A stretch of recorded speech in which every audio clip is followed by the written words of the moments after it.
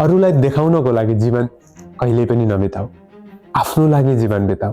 आफू खुसी हुनको लागि, आफू सहजतापूर्वक जीवन बिताउनको लागि आफ्नो जीवन जिउने कोसिस गर।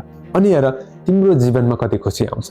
तिमी सधैँभरि अरूलाई देखाउनको लागि आफ्नो जीवन बिताइरहेको छौ, त्यसैले हो जीवनमा यति धेरै समस्या र दुःख आएको। यदि तिमीले आफ्नो लागि जीवन जिउन सुरु गर्यौ भने आएको समस्या र सङ्घर्षले पनि तिमीलाई कहिले तोड्न सक्दैन। तिमी डटेर ती सबै कुरासँग मजाले लड्न सक्छौ र आफ्नो जीवनलाई सहज बनाउन सक्छौ र जीवन यात्रालाई सधैँभरि अघि बढाउन सक्छौ। तिमी रोकिएर बस्नु पर्दैन।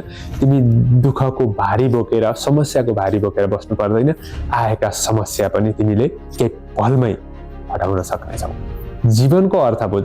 सही अर्थ बुझ्यौ भने तिमीले आफूलाई आनन्दित बनाउँछौ, जीवन यात्रालाई सहज बनाउँछौ र जीवनमा साँच्चै मजाले जीवन यात्रा गर्न पाउँछौ।